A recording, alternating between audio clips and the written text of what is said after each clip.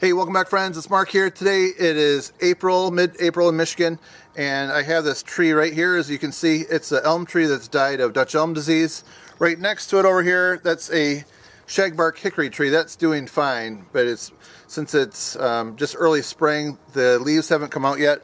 But this one has been dead for a couple years. And my project today, I'm going to use the ECHO power pruner to take some of the limbs off that side to kind of balance the weight, so when I go to drop it, it will be more likely to go in the direction that I want it to. I could tie a rope to the top and hook it to the back of my truck and pull it that way, but I'm going to try to just do it by cutting off some limbs. And I have this saw that I'm just really anxious to try out, and I think this is going to be the perfect project. So let's take a closer look at the tree and the saw. I'm going to get some safety gear on.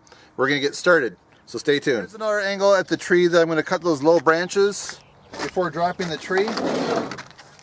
And the item I'm going to use to drop it, the limbs anyways, this is the ECHO PPT-280 power pruner. It's a chain pole saw. Right here it's a cover on the end. There's a 12-inch bar. Alright, I did make a unboxing video of this, and it's an assembly video so you can see how it goes together. It has a 28, we'll give you a better angle at it, the engine itself, 28.1 cubic centimeter power boost vortex engine for plenty of cutting power. It's 158 inches overall length when you fully extend it. And to extend it, you'll see me put it in action, but on the end right there you can twist that knob to extend it. Alright friends, so before I get started with my review of the ECHO power pruner PPT-280, I just want to take a quick minute to thank the ECHO company for providing me this tool right here to use to make an honest video review. So stay tuned and let's see how this baby works. Alright, so let me show you the starting procedures. Right here, it's on stop right now. You flip that forward to run. And then on the bottom right there is a primer bulb. You just press that in. I believe they say like 8 times. And then right here is the choke, so you can turn that. Let's see, let me turn that so you can see. Turn that up if you need to choke it, if it's a cold engine. I ran this just a few minutes ago, so I'm going to put it to run. And then I'm just going to go ahead and pull it.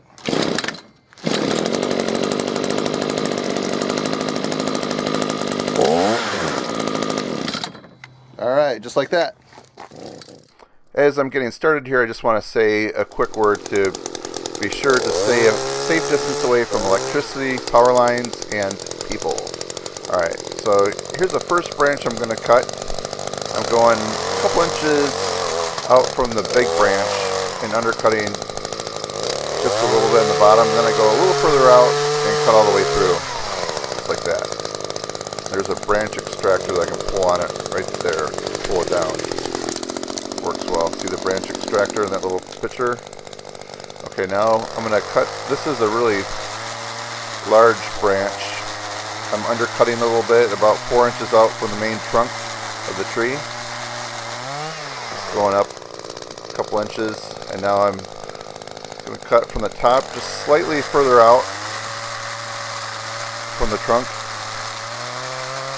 This is a dead elm tree, so it's not going to cut as fast as say pine or something like that. Alright, giving it the thumbs up, it worked well. And then when you're done, just cut this little collar piece, try to get it close to flush to the tree. Even though I'm going to cut this tree down, I'm just showing you for purposes of tree pruning how you finish the project. I'm working on some higher branches. This is kind of a long reach for me.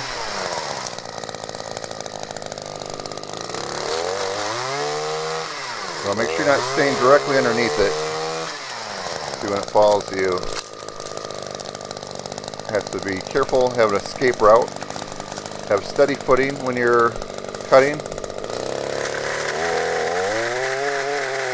Doing a little undercutting here.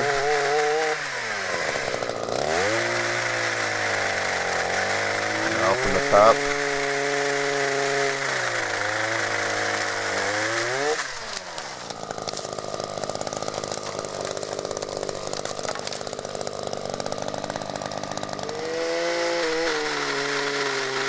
And another branch.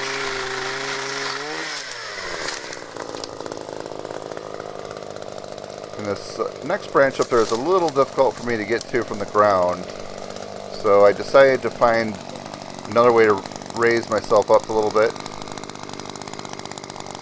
where I can have steady footing. So I back my truck up to it. I'm just standing on the bed of the truck on the tailgate as it's lower down. You need to make sure the branch isn't going to hit your truck. Okay, so I've used this a few times now. If you want to make some adjustments to the chain, use the multi-tool that comes with it. Loosen those two bolts right there, and the flat screwdriver right there, that's the chain adjustment. Very simple. If you want to take the chain off, you take those two bolts and this bolt right here, and that whole cover comes off. Then you can take your bar off and your chain and all that, sharpen it or do whatever. To add bar oil, it just goes right here on the top. And that's all there is. Pretty simple.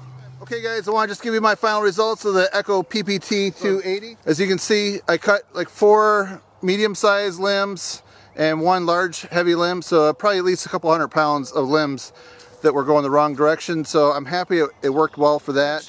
So I'd say overall, I am very happy with the results, and I've only ran about a half a tank of gas through it so far, so I know it's going to continue to break in and run even better as the engine gets a little bit of time on it and a few tanks of gas fuel through it. So I hope you find the video useful. If you do, please give it a thumbs up and help support my channel. Thanks for watching. See you next time.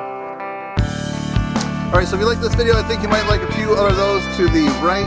Click on those, and if you haven't subscribed to my channel yet, hit that red button down below.